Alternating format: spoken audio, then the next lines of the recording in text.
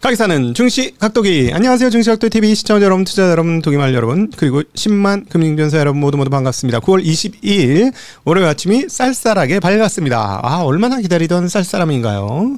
네, 제가 오늘 아침에 전철역까지 자전거를 타고 왔는데요. 과거에는 이제 양복을 이렇게 접어서 가방에 넣고 왔는데 입고 왔는데도 땀이 나지 않았어요. 그만큼 아침이 아주 시원했습니다. 아침 온도가 15도 이하로 떨어지는 쌀쌀함입니다. 이제 일교차 심해지니까요. 감기 걸리지 않으시도록 조심하셨으면 좋겠습니다. 다 건강하게. 그리고 또 감기 안 걸리는 방법 중 하나 뭐죠? 입을 테이프로 붙이고 자라. 네. 코로만 숨을 쉬면은 감기에 잘 안 걸린다. 네. 근데 우리가 입이 벌어져 가지고 입으로 숨을 쉬더라. 네. 예전에 한번 방송했었죠. 네. 자, 오늘 장 한마디. 자산 가격은 예측으로 움직이고 통화 가치 하락은 뒤늦게 깨닫는다. 우리는 이 사이 간격을 잘 취해야 한다. 네, 지난 한 주 미국 시장의 전반적인 흐름은 상승이었습니다. 그리고 기술주들은 상당히 큰 폭 상승이었습니다. S&P 500은 전체 대비 1.22% 주간 상승을 했고요. 다우존스는 1.05% 상승을 했습니다. 여기에 비해서 나스닥 종합지수는 무려 2.21%로 급상승을 해주었습니다. 자, 이렇게 상승하게 된 원인은 결국은 금리 인하, 그 전주에 있었던 금리 인하의 효과가 나타난 것이다라고 정리해서 말씀드릴 수 있을 것 같아요. 자, 그러니까 금리 인하가 한 번 되었지만 한 번으로 끝이냐 아니냐라고 보시면 끝이 아니다. 끝이 아니고 앞으로 2번 FOMC가 더 있는데 그때 한 번씩 0.25%씩 더 할 것이다 라고 예상되는 것이고요. 그 다음에 또 그 내년도도 금리 인하 가능성이 상당히 높다. 이것들을 시장에서 계속해서 반영하고 있죠. 지난 주말에 말씀드렸습니다만 현재 상황들은 되게 웃기는 상황들인데 선진국의 재정적 상황들이 매우 안 좋기 때문에 장기물 금리는 계속해서 고공행진을 하고 있어서 불안감을 주는데 반해서 실질적인 금리 인하가 계속해서 이루어지고 있어서 이것들을 시장에서 반영하고 있죠. 그래서 이 전반적으로 계속해서 저희가 시즌2를 시작하면서 끊임없이 말씀드리고 있는 상황은 지금은 통화 가치가 지속적으로 하락하고 있는 국면이다라는 말씀을 드렸고, 이 그 통화 가치 하락을 자산 시장에서는 빠르게 선취해서, 즉 빠르게 예상을 해서 선행적으로 반영을 하고 있는 것이고, 통화 가치 하락은 시차를 두고 점차 우리에게 다가오는 상황이다라고 저희가 말씀드리고 있어요. 이게 기조입니다. 전 세계 자본시장, 자산시장의 기조는 통화가치 하락이 기정사실화 된다라는 것을 알고 있고, 그 중에서 주식시장 그것을 인플레이션을 반영할 수 있는, 또는 인플레이션은 헬지할 수 있는 자산이 주식자산이기 때문에 계속 끊임없이 오르고 있는 것이고, 반면에 채권시장 중에서 장기 채권 같은 경우는 통화가치 하락을 충분히 반영할 수 없기 때문에, 그래서 금리가 기준금리가 낮아지고 있음에도 불구하고 쉽게 단기물 금리처럼 내려가지 못하고 장기물은 고공행진을 하고 있다.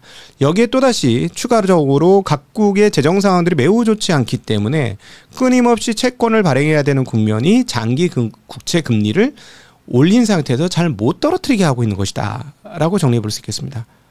아, 이 얘기를 초보자가 들으면 좀 어렵긴 하겠구나. 내가 지금 얘기하면서 초보자가 들을 때 이거를 어떻게 느낄까? 근데 조금 어려울 수도 있겠네. 죄송합니다. 이거를 풀려면 시간이 한참 걸려가지고 그냥 계속 들으세요. 계속 들으면 느낌이 옵니다. 느낌이 오고, 아, 그거구나 이렇게 오는 거예요. 그 채권 시장에 대해서 잠깐 설명을 다시 한번 드리면, 채권 시장은 통화 가치가 하락이 되면은 채권이 재미가 없어요. 갖고 있어봐야 본전치기밖에 안 돼. 5% 받아봐야 본전치기밖에 안 돼. 30년물 갖고 있는데 1년에 만약에 통화가치가 5%씩 하락하면 본전치기밖에 안 되는 거죠. 그렇죠? 그러니까 채권은 굉장히 열악한 상황이에요. 인플레이션의 약체가 채권이라는 거. 그럼 인플레이션의 강자는 누구예요? 인플레이션을 다 흡입하고도 뭔가를 이겨낼 수 있는, 인플레이션을 극복할 수 있는 애들이죠. 뭐죠? 인플레이션 상황에서 가격을 올릴 수 있는 존재죠. 뭐죠? 일단 첫 번째 기초적인 걸 위해서 우리 원자재 가격 보도록 하겠습니다. 지금 유가는 조금 상황들이 공급이 너무 많기 때문에 다른데요. 금값 사상 최고치죠. 은값, 야, 계속 올라. 요즘에 오히려 3,700 금값 도달한 다음부터는 은값의 상승폭이 더 빠릅니다. 그렇죠? 꽤 많이 올랐어요. 자, 구리값도 경기 하강 중에도 $10,000야. 자, 아주 소요가 많은, 그리고 금 같은 경우는 중국과 인도의 수요가 굉장히 많습니다. 일반인들의 수요도 많고 그러다 보니까 계속적으로 올라가고 있죠. 금은 가치가 변했나요? 100년 전의 금과 지금의 금이 다른가요? 100년 전의 금 대비 현재 우리가 만지는 금의 어떤 광택성이 더 늘어났나요? 보석으로서의 가치가 더 높아졌나요? 그런 거 아니죠. 그런 거 아니죠. 그런 거 아닙니다. 그러니까 금의 가치는 불변. 그럼 뭐의 가치가? 통화의 가치가 하락. 이거죠. 그러니까 우리는 금이라는 거는 가치 중립적 성향이 있는 썸띵이다 라고 보시는 게 맞습니다. 금이라는 건 가격이 오른 게 아니라 다른 놈이 가격이 떨어진 거야 라고 보시는 게 맞고요. 자, 이 측면에서 보시면 이렇게 인플레이션으로 인해서 통화 가치가 계속 떨어진다. 그러면은 뭐가 좋다? 네. 주식이 좋죠. 왜냐하면 자기 제품에 인플레이션을 반영해서 적용을 하니까 말이죠. 그런데 여기서도 강자와 약자가 있습니다. 그 인플레이션의 그대로 가격을 반영시킬 수 있는 존재와 그렇지 못한 존재들이 있다라는 것이죠. 근데 지금 예를 들어서 그 AI로 대변되는 그런 첨단 기술 쪽은 어떻게 되죠? 사람들이 돈을 아끼나요? 돈을 아끼지 않습니다. 쓰고 있어요. 그러니까 여기는 현금 흐름 창출이 계속해서 되고 있고, 여러분 생각해 보세요. 내가 있잖아, 옛날에 영화관을 갔는데 이제 돈이 없어서 영화관 조금 고민이야. 물론 요즘 쿠폰 나와서 한국 분들 많이 간다고 하지만 그러면은 대신에 내가 핸드폰을 통해서 이제 유튜브에서 뭐 짧게 영화 20분짜리로 요약해 주는 거 보는데 그것도 포기하실 거예요? 안 되겠죠.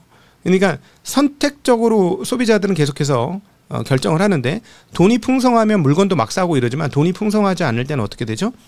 나름 절약을 하면서 선택적 소비를 합니다. 효용적 소비를. 그러니까 이런 그 효용적 소비에서 그 효용이 도달되지 못하는 쪽은 계속 열의적 상황에 있는 거고요. 선택을 받는 쪽은 굉장히 좋죠. 그러니까 IT 기업, 첨단 기술, AI 이쪽은 좋은데 전통 산업 쪽은 물건을 아무래도 좀 덜 사잖아. 그러니까 좀 어려운 상황들이 되고, 그래서 원래 인플레이션 해지 수단으로는 물건을 만들어내는 기업이 좋은데 이것들을 제대로 반영하는 기업들은 좋고 반영 못하는 기업들은 나빠서 격차가 벌어지더라. 그래서 이런 것들이 지금 미국 시장에 어떻게 격차 나타났나? 네, 기술주 나스닥 이쪽은 엄청나게 좋았고 올랐고, 나머지 쪽은 되게 별로 안 좋았는데 금리가 떨어지니 이제 숨 좀 쉴까 하고 좋아지는데 장기 금리가 안 떨어지기 때문에 한계가 있는 거죠. 그래서 이제 단적으로 보면은 지난 금리 떨어지고 나서 러셀 2000이 2% 이상 폭등을 했다가 그 다음에 질질 새. 왜죠? 장기 금리가 안 떨어지니까. 왜? 그 작은 기업들이 은행에서 대출을 받을 때 뭐 6개월짜리로 받나요? 가능하면 조금 길게 받고 싶어 하잖아요. 예, 대출을. 근데 그 길게 대출을 받으면 뭐에 영향을 받아요? 기존금리 영향도 받지만 장기금리 영향도 받잖아요. 자, 그러니까 이 소기업들은 금리 올라간 거에 그대로 노출되는 상황이다. 자, 여기에서 우리 하나 박승영 애널이 지난 주말에 아주 멋있는 또 칼럼을 쓰셨어요. 뭐라고 칼럼을 쓰셨냐면 이분께서 이제 K자형 경제 흐름이 나타난다. K자형. 그러니까 좋은 놈은 계속 좋고 나쁜 놈은 그대로 나쁜. 근데 한국 기업들은 경기 회복 초반에 상당히 좋다. 암울했다가 초반에 좋다. 왜냐하면 암울할 때 가성비템이 한국 제품이기 때문에. 예를 들어서 화장품 같은 게 대표적인 예죠. 한국 화장품이 가성비 되게 좋잖아. 나 요즘에 개인적인 얘기인데 다이소가 화장품 미쳤더라. 그죠? 그래서 저는 갑자기 앞으로 올리브영은 어쩌냐 뭐 이런 생각이 드는 거야. 이게 어려우니까. 요즘에는 뭐 브링브링한 거 나는 샤땡을 주로 몸에 휘감고 있어요. 이럴 때가 아니잖아 지금 상황이. 그러니까 다땡을 휘감고 있어요. 나는 다땡을 뭐 이런 분위기죠. 근데 얘가 점점 많은 걸 먹어버리고 있어. 야, 화장품도 엄청나게 종류가 점점 여기가 이제 화장품 회사처럼 유통업체처럼 올리브영처럼 바뀌더라. 어쩔. 근데 어쨌든 그래서 한국의 제품들은 가성비템이 굉장히 많아요. 그러다 보니까 글로벌로 선택을 받는데 문제는 경제가 K자 회복을 된다고 했잖아요. 근데 옛날에는 이렇게 해서 초기 국면에 좋았어. 빠졌다 올라오는 요 국면에가 좋았는데 경기는 올라왔어. 있는 자들은 너무나 있어. 여전히. 그래서 집안에 벽화에 막 200억짜리 300억짜리 벽화를 달고 살 수 있는 사람들이 있는 반면에 계속 삶이 빡빡해. 그래서 외식 한번 하기가 굉장히 어려워. 이런 분들은 계속해서 가성비템을 소비할 수밖에 없는 거죠. 미국 얘기입니다. 이거 미국 얘기. 그러니까 한국 제품이 계속 잘 팔린다. 우리는 그래서 상당히 좋은 상황이 올 것 같다라는 이야기를 우리 박성현 애널 했는데 개인적으로 굉장히 동감하는 그런 내용이 아닌가 싶습니다. 자, 일단 그 지난 주말에 말씀드렸듯이 이번 주에 이제 수많은 연준 총재들의 발언이 있는데 사전에 발언했던 몇 분들의 발언 중에서 눈에 띄는 발언들을 한번 살펴보도록 하죠. 왜 이걸 살펴보냐면 앞으로 2번 있을 FOMC에서 금리가 인하할 거냐, 그리고 내년도에 금리가 인하할 거냐를 예측하기 위해서요. 금리가 인하한다면 주식시장에는 호재죠. 호재입니다. 예, 그래서 이제 버블로 가느냐 뭐 이렇게 얘기를 드리는 거예요. 그러니까 근데 이게 버블이냐, 통화가치 하락에 대한 반영이냐를 우리는 또 구분해야 되는 거예요. 우리는 그 사이 어딘가에 있어요 지금. 자, 그래서 일단 한 명 한 명 볼게요. 스티븐 마이런 연준 이사, 지금 이전 정부의 국경 정책 변화가 오히려 강력한 인플레이션 재료가 됐고 이민자를 치우면 이렇게 디스인플레이션 효과가 있을 것이다 이렇게 얘기를 했습니다. 그다음에 점도표 제일 아래 찍은 건 누구나 다 알듯이 내가 찍은 것이다라고 얘기했는데 더 웃긴 건요. 지금 점도표 나중에 보여드릴 수 있으면 좋겠는데 이번에는 혼자서 이렇게 섬처럼 뚝 밑으로 떨어뜨렸거든요. 2년 있다가의 점도표를 보면 어떻게 되냐면요. 서로 다 붙어요. 그러니까는 재미난 포인트는 스티븐 마이런조차도 2년 후에 점도표의 바닥을 이 사람은 찍었을 것 같지만 중립금리가 옛날보다 많이 안 내려간다는 게 보여져요. 이분도 남들보다 현격하게 밑으로 팍 찍지는 않았어. 그것도 되게 재미난 부분이야. 그러니까 앞으로 보시면은 보시면은 이분이 밑단을 찍었지만 그 다음에 시간이 갈수록 밑단에 모이잖아요. 그러니까 중립금리 수준은 그렇게 현저하게 이 사람 혼자 밑으로 팍 찍지를 못하는 거야. 그러니까 미국의 인플레이션이 조금 기조적일 수도 있다. 통화가치 하락이 기조적일 수도 있다. 라는 걸 스티븐 마이런도 알고 있는 거지. 그러니까 이분은 이제 그냥 3% 밑에다가 찍은 거지. 그러나 다 합치면 3.0 내외가 장기적인 중립금리다 미국에 뭐 이렇게 나오는 개념인 겁니다. 거기에 대해서 남들 3% 찍는데 혼자 1% 찍는 이런 상황은 발생을 안 하더라라는 거 말씀드릴 수 있겠죠. 그다음에 공격적인 기준금리 인하를 위해 연준 동료들을 설득할 수 있기를 희망. 역시나. 근데 현실적으로 남은 임기 중에 설득이 가능할 것으로 보이지는 않는다. 앞으로 나의 임기는 4개월 반인데 만약 대통령이 새로운 임기를 제안한다면 그 즉시 백악관 자리에서 사임할 것이다 라는 얘기를 했습니다. 그리고 본인이 백악관 지시에 따라 움직인다는 얘기는 멍청한 얘기고 나는 교통을 안 하고 있다. 트럼프와 소통을 안 하고 있다라고 얘기했고요. 현재 상황에서 중립금리를 크게 상회해서는 안 되고 연준의 긴축통화 정책이 장기화될수록 고용시장 리스크도 그만큼 증가될 것이다 라는 얘기했고 그다음 또 하나 재미난 얘기를 했어요. 달러가치 방향성 설정은 연준의 권한밖이다.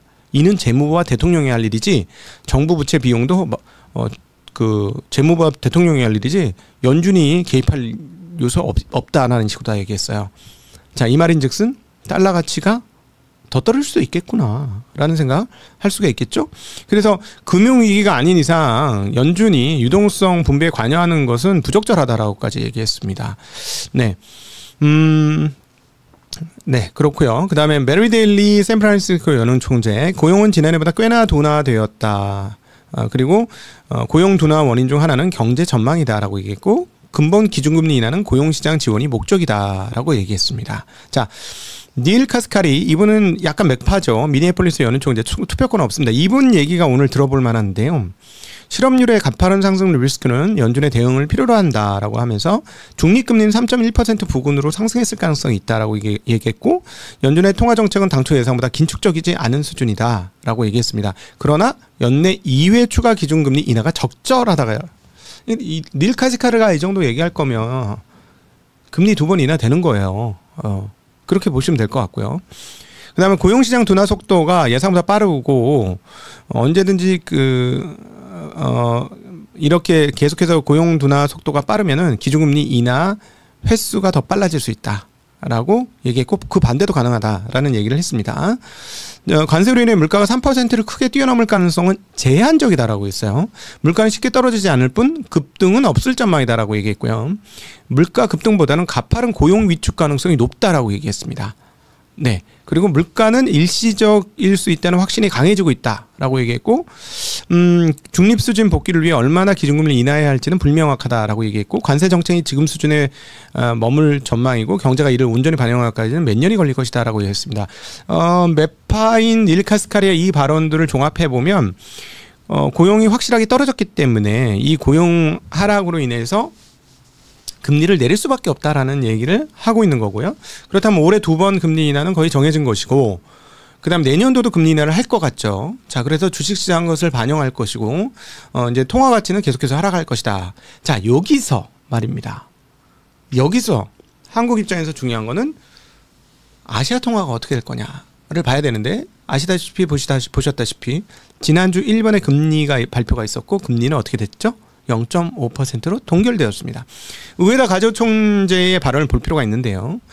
경제와 물가가 예상 경로에서 벗어나지 않는다면 계속해서 기준금리를 인상할 것. 계속해서는 아니잖아. 그지? 계속해서 금리 인상하시진 않으셨잖아. 근데 어쨌든 말은 계속 이렇게 하고 있어요.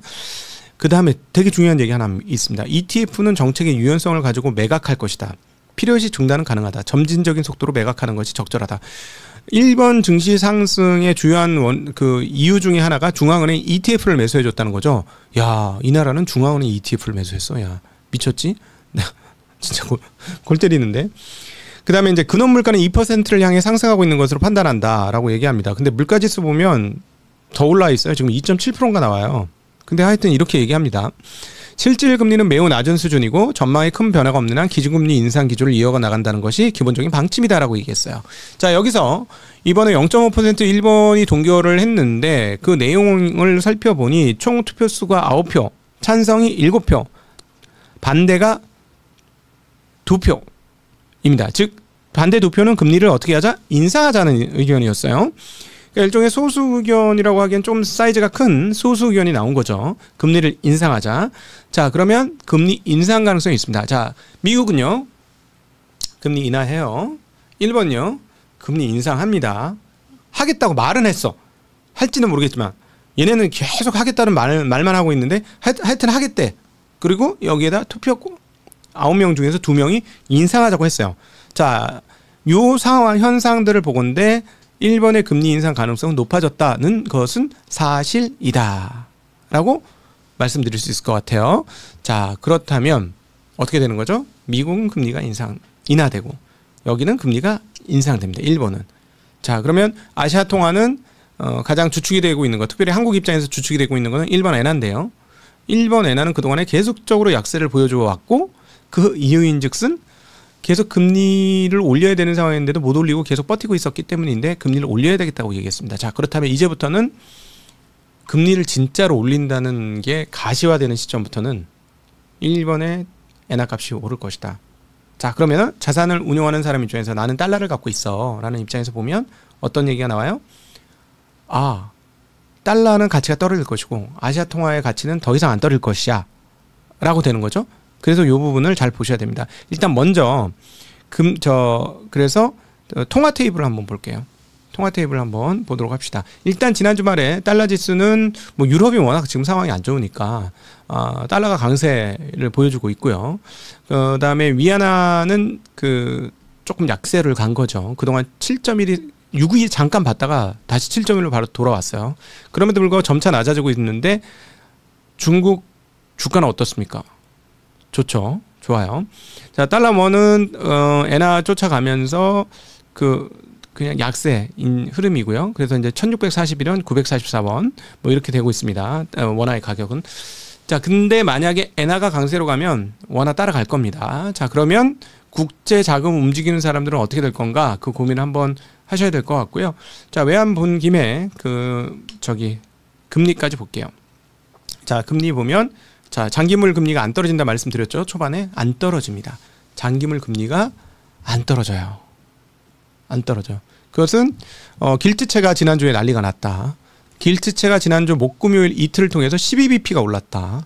그러니까 글로벌리 프랑스, 영국 이런 주요 선진국이라고 표현되는 데가 재정적 압박에 못 이겨서 그리고 재정 상황이 계속 나빠지고 채권을 발행할 수밖에 없는 상황이라고 모든 투자자들이 생각하고 있기 때문에 장기물 가격이 계속해서 오르고 있다. 그래서 유럽의 선진국은 우리가 생각한 옛날 선진국이 아니네 라는 생각이 들 정도의 흐름을 보여주고 있다라고 정리해 볼 수 있겠습니다. 자, 여기서 이제 그럼 한국은 어떻게 될 거냐? 한국은 일단은 행정부에서는 계속해서 그 코스피 5천을 계속 얘기하고 있고 정책의 일관성을 보여주고는 있죠. 중간에 불협화음이 좀 있었습니다만 정책의 일관성을 계속해서 보여주고 그다음 또 하나는 향후에 그 재판까지 나오게 된다면 즉 소액주주들이 이긴다는 재판까지 결과가 나온다면 이건 그때부터는 외국인들이 한국 시장에 저는 굉장히 많이 들어올 거다라고 예측을 하고 있어요. 그리고 상법 개정권은 점차 시간이 갈수록 반영되는 금연 캠페인 같은 것이다라고 말씀드릴 수 있겠고요. 자, 이 상황에서 지난 주말에 이창용 한국은행 총재의 발언이 있었습니다. 정치적 불확실성이 완화될 때까지 기준금리 인하를 잠시 보류하는 대신 통화 정책을 보완하기 위해 금중대를 활용, 금융중개 지원 대출입니다. 자영업자 중소기업에 선별적으로 지원을 했다. 이는 선별적 정책 수단이 크지만 무딘 칼인 금리 정책의 한계를 어떻게 보완할 수 있는지를 시사하고 있다. 자, 이 얘기인즉슨 뭐냐면 지난주에 이 발언을 제가 아마 전달을 안 드렸을 텐데 금리 인하를 하는 거에 대해 좀 부정적입니다. 지금 한국은행은. 왜냐하면 금리 인하를 한다고 해서 경기가 좋아지는 게 아니라 부동산 가격만 오를 수 있기 때문에 그런 시그널을 주면 안 된다는 게 한국은행의 입장이고요. 그래서 이런 얘기를 한 거예요. 즉 무슨 말이냐면 금리 정책보다 금리는 댐문을 여는 거예요. 댐을 열어서 쫙 물이 빠져나가는 건데 그렇게 되면 어떻게 돼요? 저수지를 크게 가지고 있는 사람들은 물을 흠뻑 받을 수 있지만 저수지가 없는 사람들은 그냥 한번 싹 왔다 가는 거예요. 금리 인하가. 그래서 효과가 별로 없는 거죠. 자, 근데 누가 우리나라에선 저수지가 제일 크죠? 네, 부동산 보유자들의 저수지가 제일 큽니다. 그래서 금리 인하하면 가장 큰 혜택을 받을 수 있는 세력이 부동산 세력이죠. 그 이후에 주식 이렇게 될 거고 한국에서는 그렇습니다.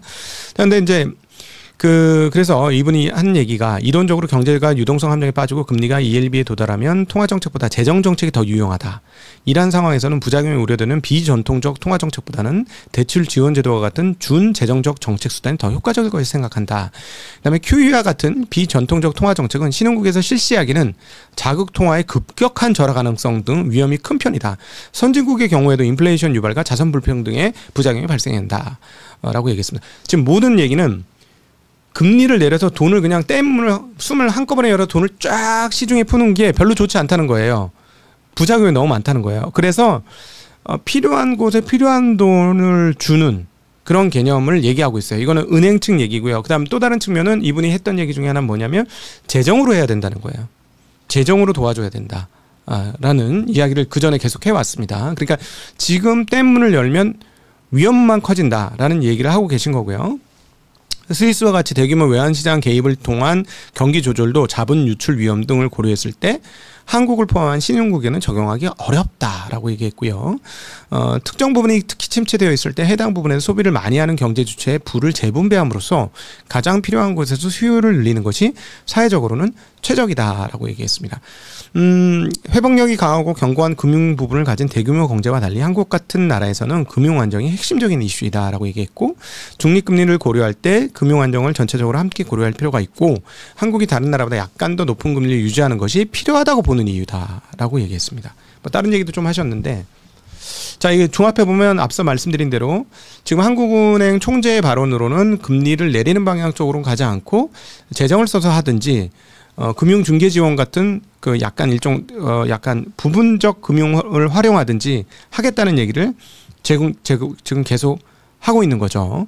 자, 그래서 이 부분에서는 한국은 금리는 이제 안 내려간다. 금리가 내려간다면 저는 개인적으로 부동산 가격이 더 오를 거라고 예상을 해요. 안 오를 수가 없죠. 네, 그거는 계속 말씀드린 작년도도 제가 후반부에 금리가 하향되기 때문에 부동산 가격은 오를 거예요. 라는 톤으로도 말씀드렸어요. 그거는 필연적이에요. 왜냐하면 한국은 부동산 저수지가 제일 크기 때문에 댐문 열면 물을 제일 많이 받을 수 있는 영역이 부동산이기 때문입니다. 뭐 그거는 뭐 정해진 미래니까. 그런데 이제 어쨌든 한국은행에서는 이런 태도를 취하고 있고. 자, 그러면은 행정부 쪽에서의 행위는 어떻게 될 것이냐 한번 봐야 되는데, 생산적 금융 대전환을 얘기를 했습니다. 그죠? 그래서 부동산에서부터 생산적 경제로 가야 된다. 요거를 이제 연합인포에서 그래픽으로 좀 만들어 주셨는데, 여기서 이제 여러분 보셔야 되는 게 핵심적인 게 뭐냐면, 한국의 기울어진 운동장이에요. 어쩔 수 없는 부분이긴 한데요. 부동산 설립 완화및 기업 대출 확대라고 했는데, 신규 주택 담보 대출 취급분부터 위험 가중치 하한을 15에서 20%로 상향한다. 이거 굉장히 큰 거예요. 지금 몇 퍼센트를 상향하는 겁니까? 한 지금 30% 정도 상향을 하는 거니까 이건 큽니다. 큰 거긴 하지만, 자, 여러분 보셔요. 위험 가중치가 15에서 20%로 증가하는데, 그 밑에 주식 위험 가중치는 얼마예요? 400에서 250%로 하향하겠다는데, 자, 부동산 위험치는 20%, 주식은 250%, 10배가 훨씬 넘죠. 이거는 여러분 꼭 기억하셔야 되는 대목입니다.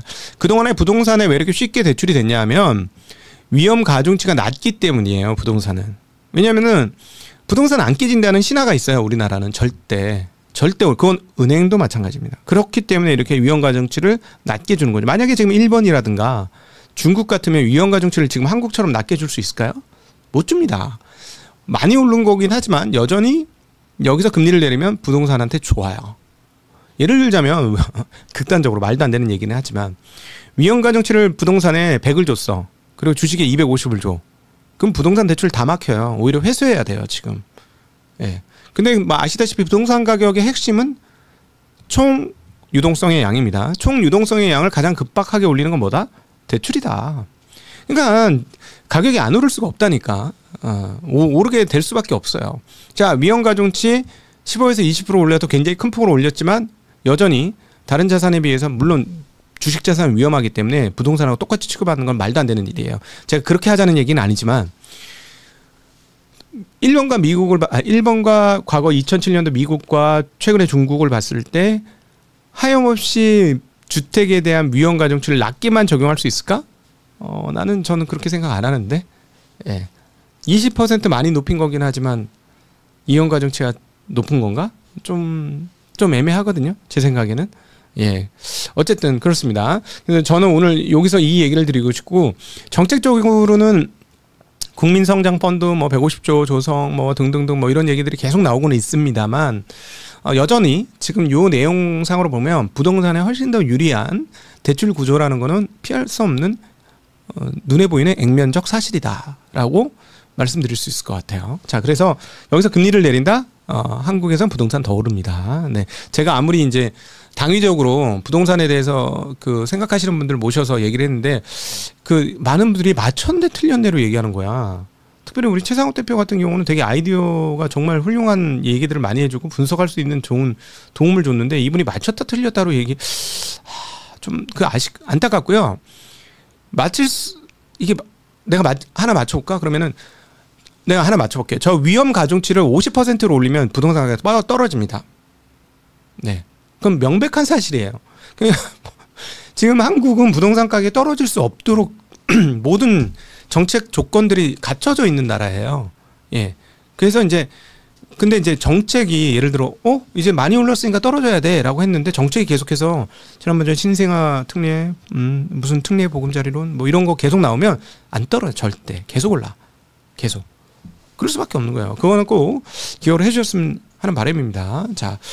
자, 오늘 뭐 요 정도로 얘기하고 시간이 많이 길었는데요. 기업 뉴스, 애플, 우리 핀비즈 보시면 지난 주말에 애플이 3% 올랐어요. 드디어. 애플은 맨날 이번 거 망했어, 이번 폭망이야, 이번 아이폰 망했어 했는데, 의외로 판매 시작되자마자 주가 3% 올랐어요. 단가가 올라가면서 매출이 늘 거라고 예상을 하고 있고요. 자, 알파벳도 어제 또 1% 올라가면서 시가총액 3조 원에 달성된 회사가 되었습니다. 그리고 재미난 뉴스, 버크셔 해서웨이가 BYD의 지분을 전량 매각했다는 소식입니다. 요거 되게 재밌는데, 2008년에 2억 3천만 달러 투자한 거거든요. 2억 3천만 달러. 근데 이게 지금 얼마냐?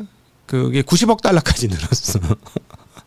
2022년에. 그때부터 팔기 시작했는데, 이때 잔고가 2억 3천만 달러 투자한 게 90억 달러가 됐어. 네.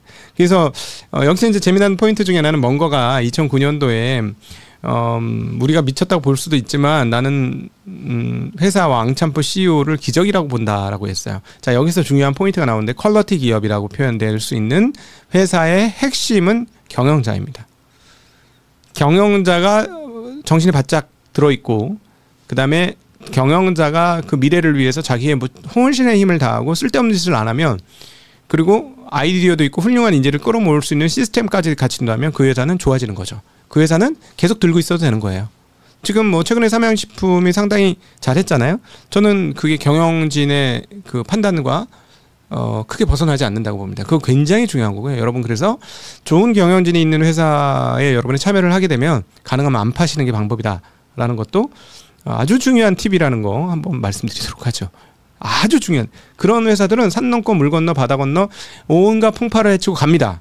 왜냐하면 경영진이 그걸 풍파를 헤치고자 하는 의지가 있고 그리고 그런 의지를 담아서 직원들을 구성하고 직원들을 취업하고 하기 때문에 회사 구성을 그렇게 하기 때문이죠. 회사를 통해서 자신을 실현하려고 하는 사람이죠. 회사에서 내 이속을 빼먹으려고 하는 사람이 아니고요. 회사에서 내 이속을 빼먹으려고 하는 사람들을 보시면 그 회사하고는 오래 가시면 안 됩니다. 그러나 회사에 헌신하는 사람이라면 그 회사하고는 오래 가시는 게 정답이다라는 거 말씀드리고 싶습니다. 자, 오늘도 함께 해주셔서 진심으로 감사합니다. 행복한 하루 한 주 되십시오. 감사합니다. 안녕.